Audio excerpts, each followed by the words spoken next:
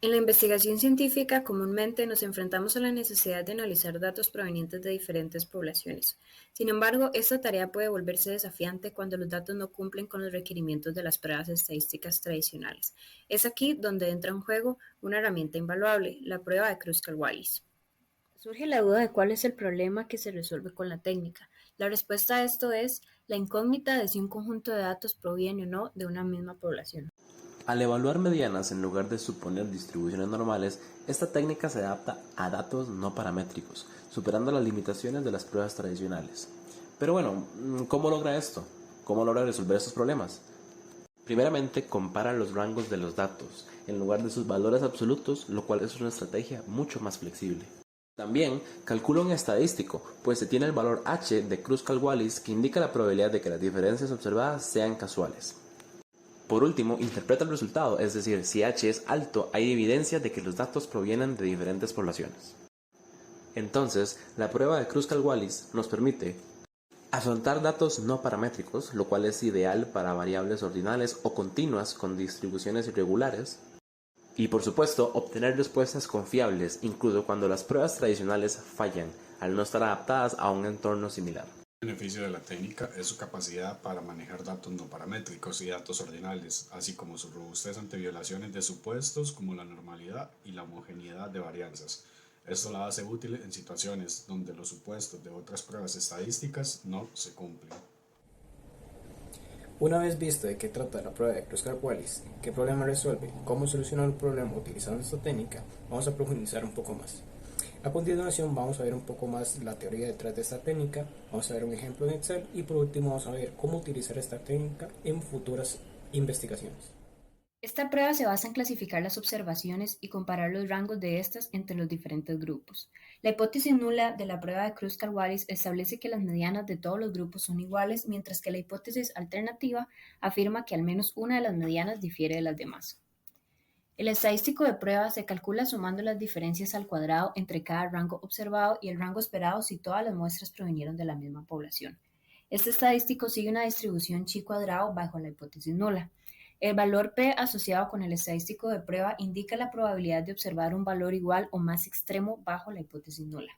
Por lo tanto, un valor P pequeño sugiere que hay evidencia suficiente para rechazar la hipótesis nula y concluir que al menos un grupo difiere significativamente de los demás. En resumen, la prueba ofrece una forma robusta y no paramétrica de comparar medianas entre múltiples grupos independientes. El siguiente ejercicio nos va a permitir ejemplificar en Excel la prueba de Kruskal-Wallis. El ejercicio solicita evaluar la efectividad de los métodos de capacitación audio, video y presencial de una muestra de 20 estudiantes en un examen escrito y probar al nivel de significancia de 0,01 la hipótesis de que las calificaciones medias en el examen escrito capacitados por estos tres métodos son iguales. Iniciamos con una lista desordenada de las notas o calificaciones que recibieron los estudiantes ligadas a un área o método de capacitación. Para facilitar la prueba es necesario ordenar las calificaciones de menor a mayor siempre ligadas a su método de capacitación y además agregar un orden, en este caso del 1 al 20 estudiantes. Excel nos permite, por medio de la función sumar si, averiguar los rangos de cada una de las áreas, es decir, o por ejemplo, para el video vamos a hacer una sumatoria cada vez que en el rango encontremos el método de video utilizado.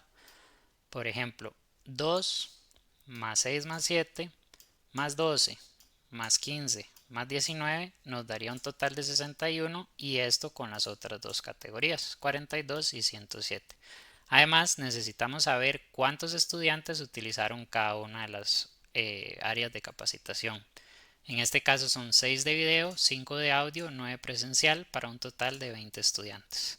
Ya teniendo estos datos podemos realizar el cálculo del valor estadístico h, donde vemos que sería 12 entre n por n más 1 por la sumatoria de los rangos al cuadrado entre su cantidad menos 3 por n más 1.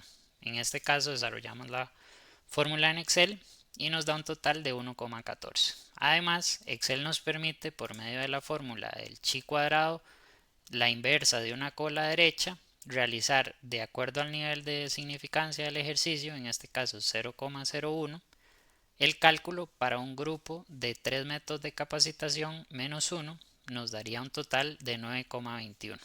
Al realizar la comparación entre el estadístico H y el valor crítico, podemos ver que el valor crítico es mayor. Por lo tanto, en conclusión y tomando en cuenta las hipótesis nula y alternativa, podemos llegar a una conclusión de que con una significancia de 0,01 existe evidencia de que las medianas de los rendimientos de los estudiantes son iguales independiente del método de capacitación utilizado, es decir, no se rechaza la hipótesis nula. Al ser una prueba estadística, nos permitirá comparar métodos y algoritmos, evaluar sistemas en base a diferentes condiciones y analizar datos de evaluaciones o encuestas.